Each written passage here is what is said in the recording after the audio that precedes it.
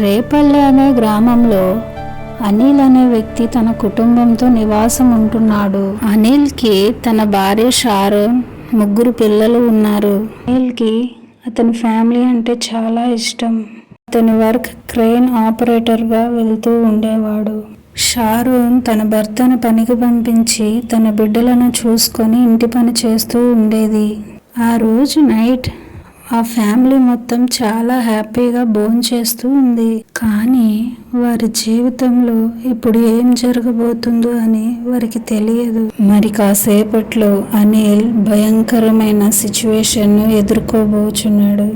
ఆ రోజు రాత్రి అందరూ యథావిధిగా వారి బెడ్రూమ్స్లో నిద్రపోచూ ఉన్నారు. అప్పుడు కాసేపటికి అమ్మా అమ్మా అని పిల్లలు తలుపు కొడుతూ ఉంటారు. అప్పుడు షారోన్ ఏమైందమ్మా, తమ్ముడెక్కడా అని అడిగినప్పుడు పిల్లలు అమ్మా తమ్ముడు మరి Smoke, we have to go. Children, what's happening? The smoke, help! Help! Please, someone, our child is trapped in the fire. Anya says so, God, please. What happened? Where is Samarpan? అప్పటికే జరగవలసినదంతా జరిగిపోయింది. What happened? Where is Samarpan? ఆ ఘటనలో అనిల్ చేతికి కూడా చాలా గాయాలవుతాయి.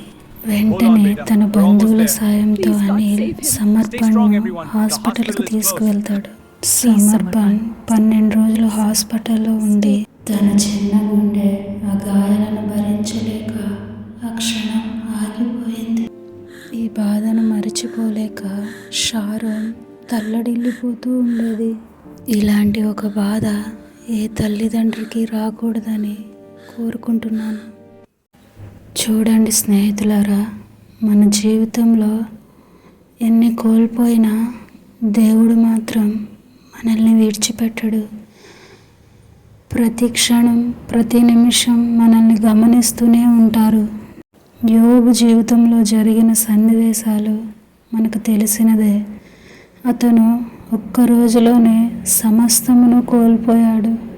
ఎలా అంటే ఎదిగొచ్చిన తన బిడ్డలు ఒక్కరోజే మరణించటం, తన ఆస్తిపాస్తులన్నీ ఒక్కరోజే పోవటం, తను ఎంతో ఇష్టంగా పెంచుకునే గొర్రెలను, మేకలను, ఒంటెలను, సమస్త జంతువులు అతను కోల్పోయాడు.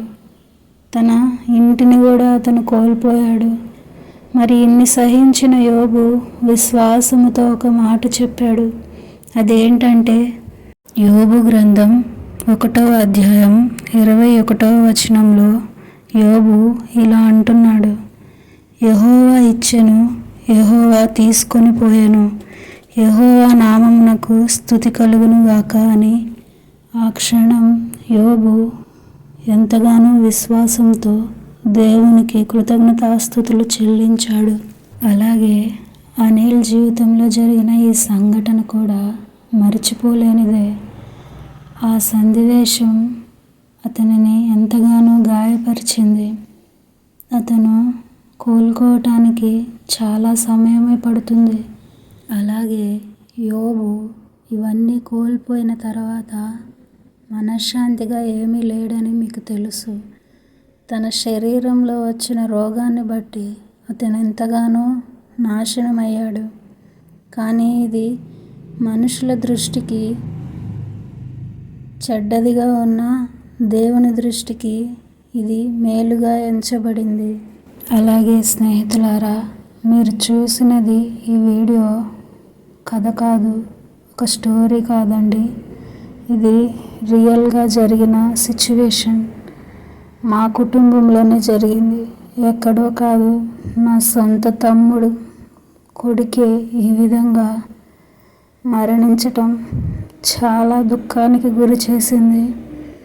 కనుక ఏ క్షణం ఏం జరుగుతుందో మనకి తెలియదు కనుక దేవుణ్ణి ఎల్లవేళలా ఆయన వెంబడి నడుస్తూ ఆయన చెప్పే బోధను వింటూ మెలకువ కలిగి ప్రార్థించండి. మీ కుటుంబం కొరకు, మీ పిల్లల కొరకు ఎక్కువగా ప్రార్థనలో ఉండండి. ఏ క్షణం ఏం జరుగుతుందో మనకి తెలియదు కనుక మన భారమును దేవునికి అప్పచెప్దాం. ఆయన సన్నిధిలో ఆయన రెక్కల చాటున మన కుటుంబాలను భద్రపరుచుకుందాం. మా జీవితంలో జరిగిన ఈ విషాదం మరి ఏ జీవితాల్లో, ఏ కుటుంబాల్లో జరగకూడదని మేము ఆశిస్తున్నాం. మా కుటుంబం కొరకు మాకు ఆదరణ కలగాలని ఆ దేవునికి ప్రార్థన చేయమని అడుగుచున్నానండి. అందరికీ వందనాలండి.